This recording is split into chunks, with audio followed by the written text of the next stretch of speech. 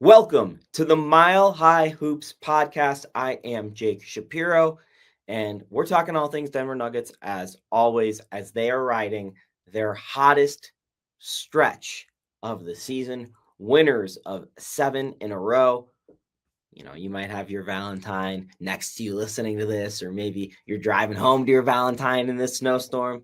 Well, Valentine's season has been very nice to the Nuggets. They have not lost in the month of February. They play one more game before the All-Star break. That is on Wednesday, tomorrow night, from when I'm recording this, against the Portland Trailblazers.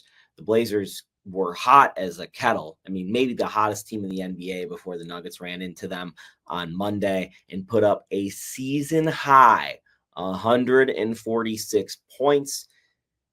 Besides a playoff double overtime game, the Nuggets have not scored that many points in a game in like a decade. That was a really incredible offensive effort from the Nuggets.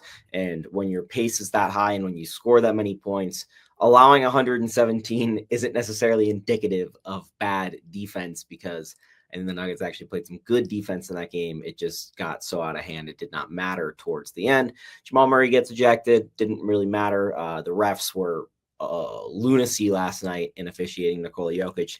Thankfully, it did not matter. Thankfully, he played so well, he did not have to even play the fourth quarter again. I looked into this a little bit. You can check this out on my Blue Sky account. I tweeted this stat. But Nikola Jokic at this point in the season, he has played 1,726 minutes. So even if he adds 30, that'd be like 1,756 minutes before the All-Star break. That's just a random number to you, but I'm gonna provide the context for you. That's about 100 minutes less than what he played last year at the All-Star break through the exact same amount of games, 1,857 minutes. And you might be thinking, well, the Nuggets are playing worse than last year, so it makes sense Nikola Jokic has played less. No. The Nuggets are 35-19 right now. At the All-Star break last year, they were 36-19. Nikola Jokic last year before the All-Star break scored 1,432 points.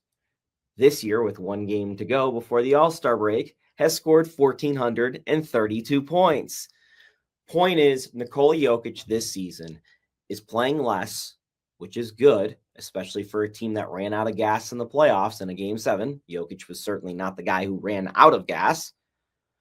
Playing less, offering about the exact same total production while doing so in a more efficient manner. He's having his best true shooting season of his career, which is crazy to say. And, obviously the contributions have been nice. In the steal categories, and he's doing some different stuff that he's not really done in his career before. But the thing he has never done in his career, which the Denver Nuggets could be on the verge of right now or in the middle of, is a 10-game win streak. That's right.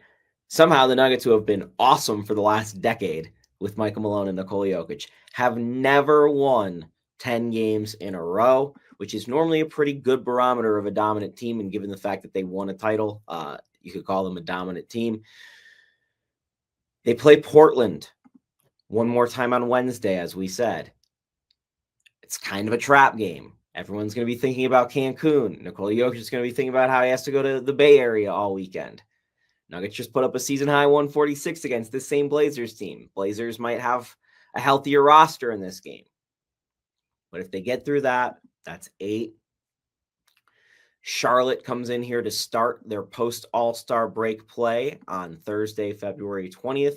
Charlotte is one of the worst teams in the NBA. They've won 13 games this year. Yes, you fought them tough a couple weeks ago in Charlotte, but that's in Denver now. Should feel pretty good about that one. That's 9. Okay, go to that weekend. It's February 22nd. And for the magic number 10, guess who is on the schedule? It's LeBron James, Luka Doncic, and the Los Angeles Lakers. And how poetic would it be, given this current era of Denver Nuggets basketball, to accomplish that magic number of 10 against the Lakers? It seems like every time Michael Malone and Nikola Jokic have accomplished some big feat in Nuggets franchise history. It comes at the behest of the Los Angeles Lakers. And yeah, this is kind of like a minuscule one compared to beating them in the playoffs and, sweeping them in the playoffs. But what I would tell you is this. Last night was the start of a new era in Los Angeles where Luka Doncic is now the star of the Los Angeles Lakers. Moving forward, it's Luka's team. The first time Luka meets the Nuggets while wearing the purple and yellow comes in that game where the Nuggets might be trying for 10. And while it's kind of just a round number and it doesn't matter all that much,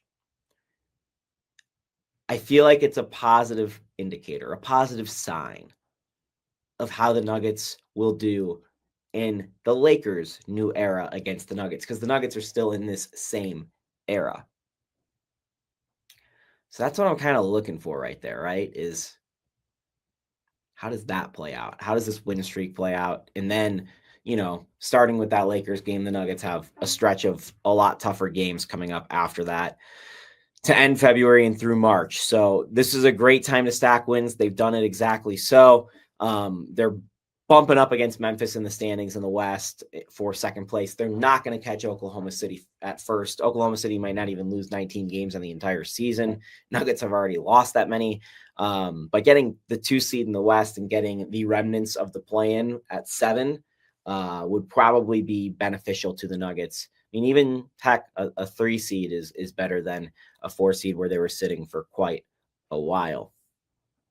Through this stretch of play, and especially last night, and I never thought I'd say this on this podcast, but here we are.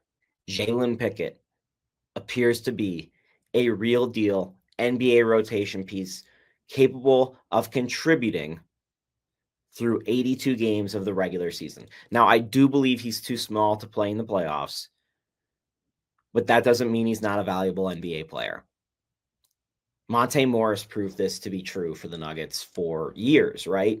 Find ways to contribute in the regular season, take pressure off guys like Jamal Murray, spell them in injury time. And Jalen Pickett has been so good, both offensively and defensively, that I think there's hope that he's part of the long-term plan now. And I feel a lot differently about him than a couple, weeks ago. Career high 14 points last night, career high 9 assists last night, had 2 steals as well, shot 6 of 10, had that little boisterous moment as well. This is such a big part of the Nuggets' future because you don't know what Russell Westbrook's going to do next year. And oh, by the way, this awesome Nuggets win streak, 7 games in a row. 6 of those 7 games have come since Russell Westbrook has been out injured. I'm just saying. I've been saying the whole time. But if Jalen Pickett can be, forget this year, if Jalen Pickett can be your backup point guard moving forward, I think that's an absolute steal to find that in the second round of the draft. Obviously, I disagree with using those assets in spots like that to carry players in a championship window who aren't contributors every minute of every single year. And Jalen Pickett was certainly not that, and the Nuggets were short, and I think that was a reason they lost last year. But now moving forward, if this is the Jalen Pickett we're seeing, Jalen Pickett's a contributor. So I still disagree with how it happened and how it affected the Nuggets in the past, but moving forward, I do have some positivity towards what we can see from Jalen Pickett. That's been one of the biggest parts of this stretch, as well as Christian Brown, who had a career high makes and field goals last night at 12, 26 points, didn't even shoot a 3. He was just running the break fast as the wind. Nuggets heads know. If Christian's just running and using speed, I mean, obviously they're going to have to play some half-court offense in the playoffs, but in the regular season, if he's just running from end to end, I'm fine with it. I don't need him to shoot threes. It doesn't affect anything in a game against the Blazers, especially when Jokic is shooting one-legged fadeaways over DeAndre Ayton, because apparently he just sees red every time he plays DeAndre Ayton, and it's hilarious. A couple other notes: Michael Porter Jr. missed a couple games now. It seems like he can play, but he's just taking a rest during the All-Star break. Unfortunate to see because he's been in his hottest stretch of his career, 3 30-point games in a row. But ultimately, I'd rather him rest right now than try to risk anything and get hurt. Aaron Gordon looks a little bit more mobile lately. Still doesn't look like the complete Aaron Gordon that